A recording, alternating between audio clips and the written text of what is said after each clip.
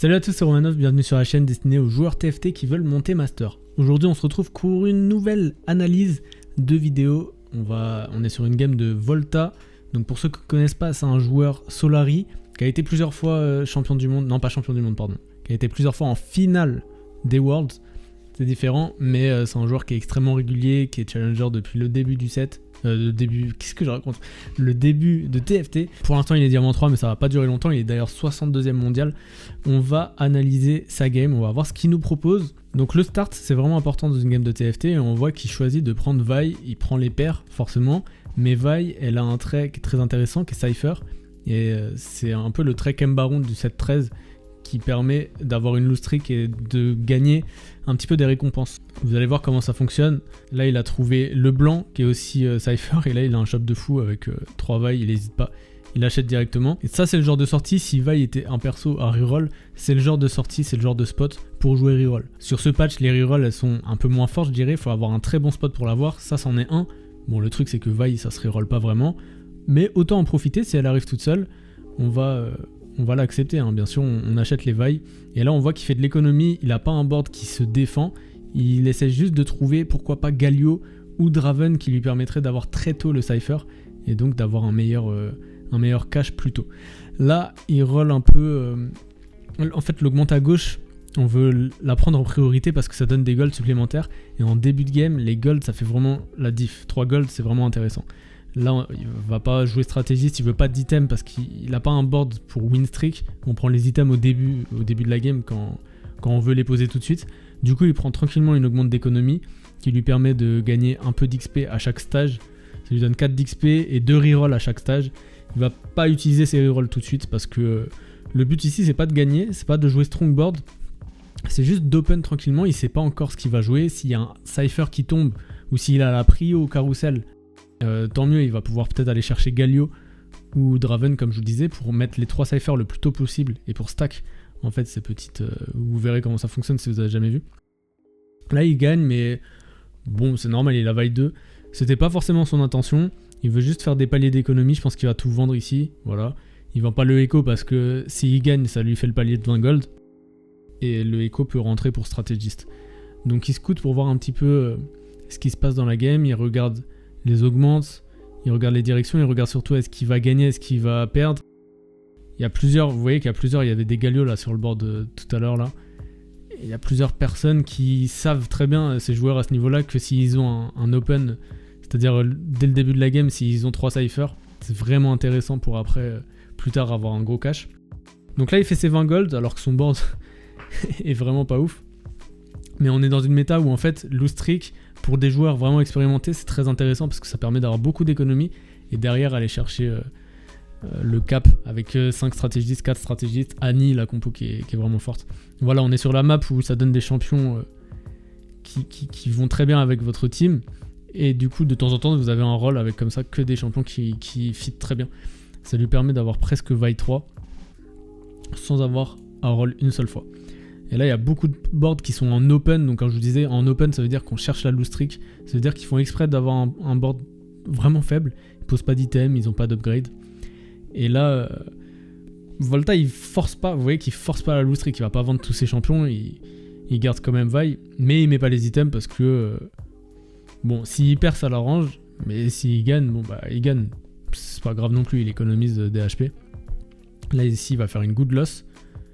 C'est-à-dire qu'il a quand même clean quelques unités, il économise 1 ou 2 points de vie. Et c'est très bien, par contre il n'a pas du tout de prio au carrousel, et ça on n'est pas content. Parce que la prio du carrousel, elle lui aurait permis d'aller chercher peut-être un champion, bah il n'y a aucun champion Cypher, donc pas de regret. Maintenant on va voir l'item qu'il prend. Il prend un gant, ok, et il met déjà les persos qu'il cherche, et il va trouver direct le Draven, donc c'est parfait. Voilà, là on est encore en 2-5, c'est encore cool de mettre les 3 cyphers à ce moment-là de la game. Ça lui permet de faire un cash plutôt intéressant plus tard. Donc le fonctionnement de cypher, en fait, on récupère le cash, c'est pas comme Kembaron. T'es pas obligé déjà d'être en full lose streak. Si tu gagnes un round de temps en temps, ça va pas complètement casser les stacks que t'as sur le côté gauche de la map. Quand il aura enlevé ça, on pourra le voir. Voilà, juste là il est à 0 sur 1. Si tu gagnes, ça va pas... du tout casser les stacks. Tu gagnes quand même des stacks quand tu fais des petits kills. mais à chaque fois que tu perds, tu en gagnes beaucoup plus. Donc là, l'idée, c'est quand même de perdre le plus possible pour avoir le plus gros cash possible et de commencer à avoir un stuff pour Z et pour Zeri. Alors en priorité, peu importe ce que vous avez en fait, ça va dépendre de vos items. Là, potentiellement, la baguette, ça va faire Ginzu pour Zeri. Le gant, ça va faire IE pour Z. Vous voyez que, de toute façon, on n'a pas besoin de slam les items maintenant. Donc il va juste attendre.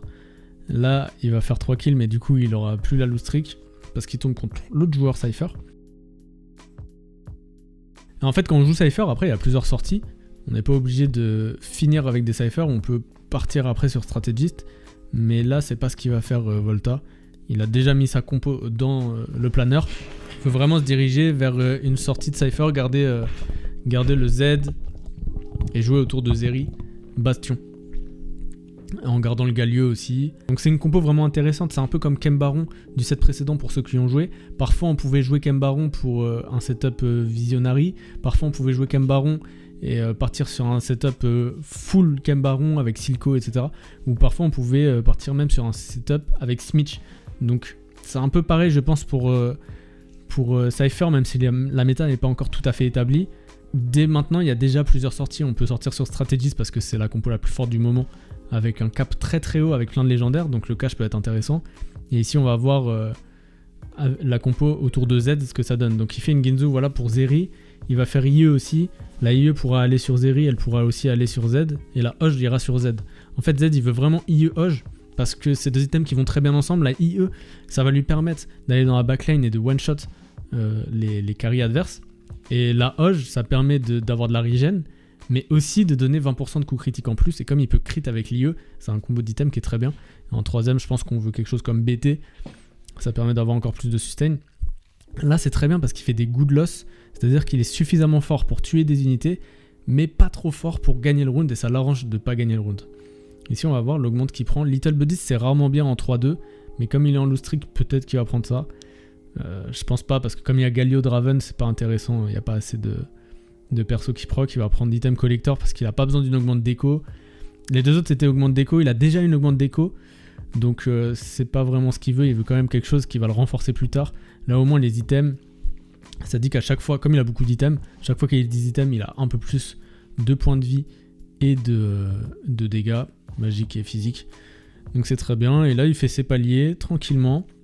Il scoute beaucoup le Cypher pour voir où il en est, parce que bon, c'est jamais agréable d'être contesté sur une loot streak. Ça l'arrangerait quand même d'avoir que des défaites. Mais on va voir comment il s'en sort. Dans TFT, c'est pas toujours parfait. Et vous voyez que vous avez peut-être pas l'habitude de faire ça si vous êtes pas très haut elo. Il met quand même ses triple items sur le blanc, même si c'est pas du tout des items adaptés. Ça permet quand même de faire quelques kills. Et il sait que ces items-là, ils serviront pour ses persos plus tard. Donc attention à pas trop garder d'items sur le banc pendant trop longtemps. Voilà, là on propose en fait de prendre le cash. Bien sûr c'est pas intéressant. Il va refuser et il va attendre de stack encore plus. Et en gros vous pouvez récupérer le cash. C'est à des moments fixes de la game. C'est pas comme Kembaron. Ou Kembaron c'est une limite, c'est tous les 100 il fallait. Ici il n'y a pas de limite par rapport au nombre de stacks. Il y a une limite de temps. C'est-à-dire au moment où vous en êtes dans la game. Là on est en 3-3. On vous propose de prendre le cash. On peut vous le proposer aussi en 3-7. En 4-3, en 4-7 et en 5-5. Et Volta qui scoute beaucoup hein, quand même, il regarde un peu ce qui se passe. Et toujours en loot streak, là faut juste surveiller en fait ses HP, 72 HP on est très bien. Et juste il peut se permettre de perdre tout le stage 3. Ça l'arrangerait énormément, comme ça il a à la fois les golds de la loot streak et à la fois il stack les trucs de Cypher. Ici il voit direct une Zeri, malheureusement il a pas la prio. Mais c'est bon, il va pouvoir l'avoir normalement. Et ça c'est très très bien parce que Zeri elle rentre dans sa compo, en plus il y a un arc donc il va peut-être faire double Ginzu vu qu'il a la baguette. Je sais pas si elle va changer cette baguette, c'est une baguette qui est hackée donc elle va peut-être bouger. Et là il est toujours en train de checker les Cypher de selon lobby. Il y en a deux je crois, donc ils sont 3 sur Cypher, il y en a un qui a déjà un Z. Ok bon la baguette elle s'est barrée. Il n'y a pas d'intérêt ici à faire le blanc 3. Je sais même pas si le blanc va rester sur le board parce qu'on aura Galio et Z, donc je crois que le blanc est juste en transition pour donner stratégiste avec Echo. Ici il fait un even shroud, ok on a besoin de shred. C'est très intéressant comme item pour à la fois les dégâts de Z et de Zeri hein, qui sont dégâts physiques. Il prend la Léona, ça donne Vanguard, bah ouais, c'est très bien. Vous voyez qu'il essaye quand même de construire son board de manière cohérente. Hein. Même si là, bon, le blanc, elle tape en dégâts magiques, avec un stuff dégâts physiques, ça n'a aucun sens, mais son but, c'est pas de gagner, c'est juste, il construit un board qui a du sens, et il sait qu'il est pas assez puissant de toute façon contre tous les autres boards. Là, on veut vraiment perdre le prochain round, c'est vraiment important, parce que ça permet d'être en 5 de lose streak pour le PvE. Si on gagne ce round, ça serait vraiment chiant, on perd pas mal de thunes, et c'est ce qu'il est en train de se dire, là, il a pas envie de taguer les deux. En fait, là, il a 2 chances sur 3 pour taguer des mecs plus faibles que lui. Ils sont tous dans la même stratégie, les 3, avec Cypher, à faire la plus grosse lose streak possible. Il pré-push là, c'est-à-dire qu'il reste au-dessus de 50 gold, et ça va passer le niveau 7 juste après le round automatiquement, avec les 2 XP qu'on gagne après chaque round. Et là, ouais, il est trop strong. Malheureusement, bon, il aurait peut-être pu utiliser le remover sur le blanc, pour être sûr de perdre. Ah, il va peut-être gagner. Ouais, il va gagner, voilà, ouais. Peut-être que le remover sur le blanc, ça lui aurait permis de perdre. Je sais pas si c'est un misplay ou si c'est intentionnel. En tout cas, on va voir ce qui va se passer. Et ici, il décide de prendre les 12 gold. C'est pas énorme, mais il a un remover, golden remover, c'est-à-dire qu'il peut l'utiliser à l'infini, ce remover, et changer les items comme bon lui semble. Il cherche son board de transi. Ok, il vend le blanc, voilà, elle est pas dans la compo finale. Là, il doit faire une transi. Le truc, c'est qu'il a pas d'item pour Annie. Il la met juste sur le côté, mais il a aucun item de génération de mana. Il a que de l'AD, il a Slam en Revenge Round. Il est obligé d'aller chercher Z, d'aller chercher Zeri. Donc c'est ce qu'il va faire tout de suite, je pense. Ouais, il a son augmente déco, c'est Sarrasin. Il a quelques rôles gratuits. Il trouve la vaille 3, Z. J'allais dire, il est rapide, Volta. D'habitude, il est lent, mais je suis en 1,25, c'est pour ça. Et là, c'est très important de trouver ses champions. Ok, il met les items. Il roll pas plus deep que ça, comme ça il garde un peu d'économie. Il fait son board le plus strong. En fait, il est bien stable avec la vaille 3. Et il a déjà tous les items, il a des très bons items sur ses persos, donc c'est cool. Peut-être qu'il va faire un red buff là sur Zeri, je sais pas. Ok, Titan sur Z plutôt. Ah non, Edge of Night Z. Et là, il peut pas faire de la Swisper parce qu'il a déjà Revenge Road. En tout cas, il tag quelqu'un qui est faible, qui est en forward thinking, double augmente déco. Donc bon timing, très bon timing là pour Volta de taguer quelqu'un qui est faible. Qu'est-ce qu'il va prendre comme augmente? Il a déjà... Ouais, à gauche, c'était pas intéressant. Il avait déjà les deux. Il a déjà du coup critique et du shred. Ici, il hésite. Ça donne quand même 9 gold à gauche. Donc, on préfère prendre à gauche en général. Hein, sauf si vous avez vraiment 2 augmentes à droite qui s'énergisent hyper bien. En général, on préfère prendre à gauche. Ici, Find Your Center. Bon, c'est pas très intéressant. Overheal, au moins, tous ces persos vont avoir un petit peu de regen. Find Your Center, c'était pas bien là parce que on veut mettre ça sur un carry. Et le Z, tu veux le positionner quand même en fonction de tes adversaires. Et là, il pose le 4 Cypher, c'est très bien d'avoir trouvé ce Galio 2. Il a Z2 aussi, bon là, il est super bien stabilisé. Il a un très bon stuff pour le Z, je crois que c'est le bis. Voilà, il fait le red buff comme prévu, il n'avait pas d'anti-heal et on a rien à faire de ce gant, donc on préfère utiliser les 2 arcs. Et là, je pense qu'il va pouvoir aller niveau 9, hein, parce que là, il est vraiment stable. Le Z2 qui fait beaucoup de dégâts avec le Edge of Night, donc beaucoup de regen aussi. On regarde l'item Exotech, je pense qu'il n'est pas très intéressant celui-là, parce qu'il peut y avoir des setups où à la place du Garen, on pose peut-être un Jax, peut-être un Mordekaiser, en tout cas un perso Exotech qui permet d'avoir l'item. Si on a Pulse, je ne sais plus comment il s'appelle, je vous le mets à l'écran, mais c'est un item qui est très bien pour Zeri, qui permet avec l'attaque speed, de faire beaucoup d'attaques et de stack à chaque fois. En gros, ça fait plus de dégâts par rapport à l'attaque speed. C'est un très bon item sur Zeri. Il y a d'autres items qui sont bien, mais celui-là, c'est son meilleur, je pense. Et ça peut remplacer un Garen, mais bon, là, le Garen est plus fort. Quoi qu'il arrive, Jax, vous voyez, il l'a sur le banc, mais c'est une moins bonne unité, donc mieux vaut mettre Garen. Si il aurait posé le Jax à la place de Garen, si vraiment c'était l'item Exotech, le Pulse machin. Mais là, c'est pas intéressant, donc il préfère mettre une unité très forte. Et en plus, il fait le palier. Donc là, il est vraiment très bien stable. Il a bien touché, hein, il a bien hit. Mais il avait une augmente déco qui lui permet de roll assez deep et d'être riche en 4-2. Il y a aussi le cache de Cypher qui était pas incroyable, hein, mais qui permet quand même 12 gold. C'est toujours intéressant pour pouvoir bien se stab au niveau 8. Et là, il va faire IE tout simplement sur sa Zeri, je pense. Voilà, on a le mode de Garen. Là, on a le mode Rapid Fire. Ok, il a la Zeri grâce au shop hacké. Le mode Rapid Fire, attention, il ne rajoute pas le trait, mais il permet juste au porteur de bénéficier du trait. Et maintenant, il a l'IE Zeri, donc c'est très très bien. Il a presque le Beast Gear. Franchement, là, il est dans un setup super. Il tag, je vois sa tête en même temps, il se tape une barre. Il tag Jingli, qui est son modérateur sur son chat. Donc c'est assez marrant, qui est en train de complètement foirer sa game. Donc ça l'amuse. Et vous voyez le boulot du Z là, qui se téléporte dans la backlane. Et en plus, avec son Age of Night, il est impossible à cibler. Enfin, c'est un enfer. Ce perso assassin là, c'est vraiment très très bien. C'est pour ça qu'on veut qu'il ait ce stuff là. IE Hoge, très important. IE pour faire beaucoup de dégâts pour one shot la backline. Et la Hoge pour encore plus faire de crit. Je le répète, mais vraiment, si vous voulez que Z performe, il faut ces items là. Ça c'est un setup Cypher, mais il y a plein de façons de le jouer. Là vous n'êtes pas obligé d'avoir Vi 3 comme lui. C'est juste qu'elles sont venues naturellement. Et comme je vous disais, Cypher, on peut transitionner vers d'autres compos aussi. Mais là, il avait des items qui fitaient très très bien pour la Zeri, pour le Z. Et si vous avez plutôt des items AP, beaucoup de génération de mana, etc., ça fonctionne très bien de faire de la loose trick sur Cypher et d'aller jouer Annie. Mais bon, c'est peut-être... c'est déjà pas facile à jouer Cypher.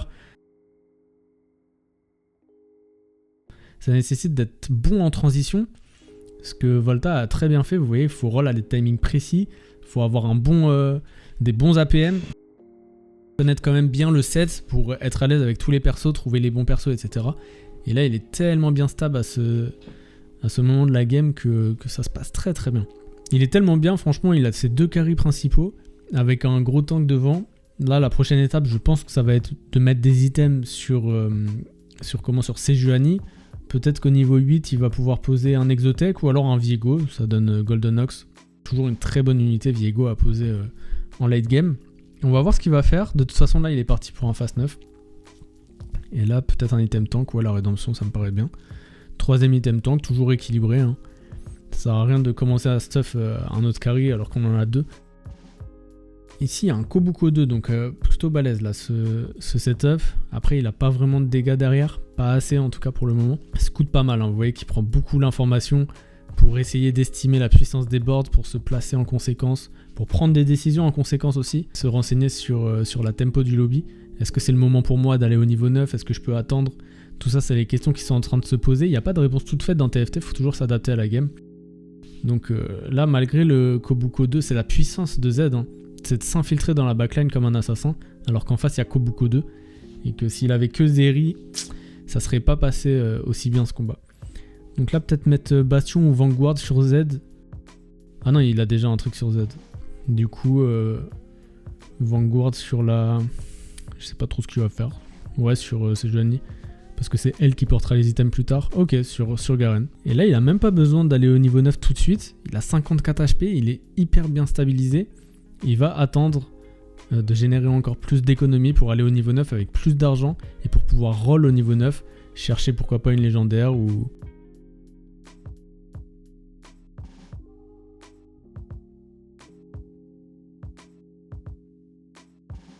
Et il gagne contre des setups stratégistes qui est vraiment la meilleure compo actuellement. Mais attention, ça c'est pas une game que vous pouvez faire à chaque fois. C'est vraiment, ça nécessite un spot bien précis, d'avoir le Cypher tôt dans la game, d'avoir les bons items. Il a bien touché au 8 aussi. Il a pris une augmente d'économie.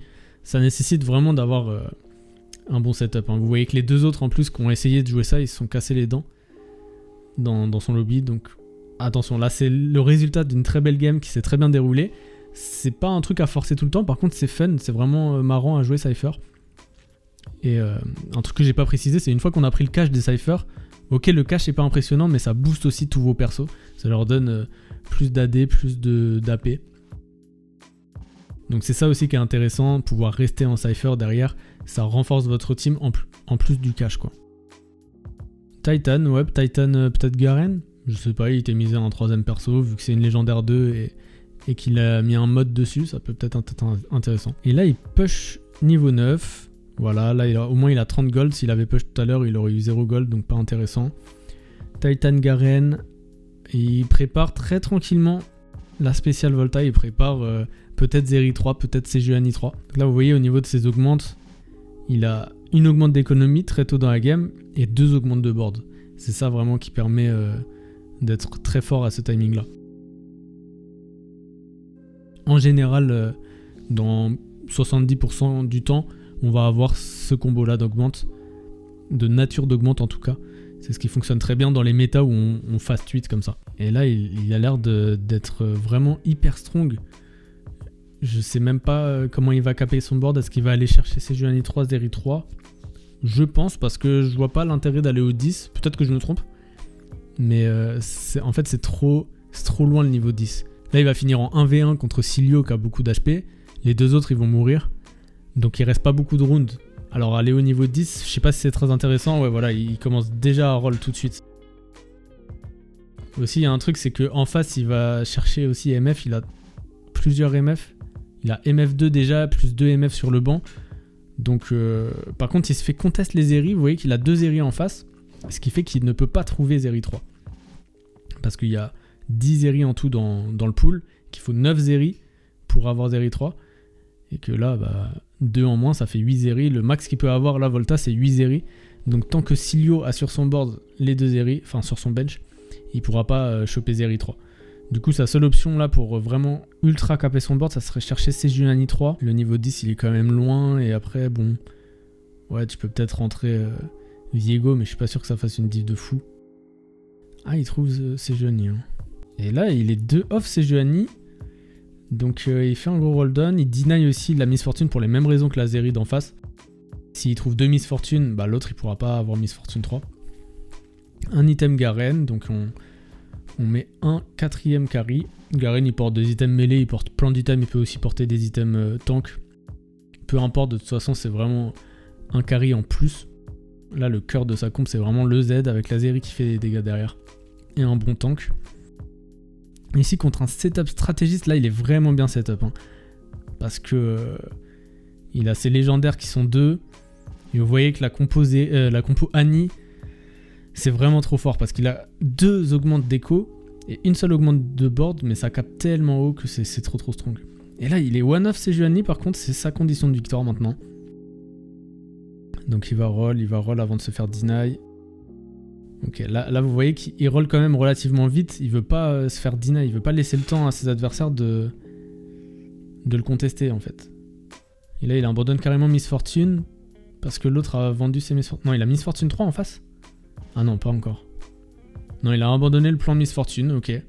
Du coup ça lui permet de libérer de la place Volta. Et il lui manque une Sejuani.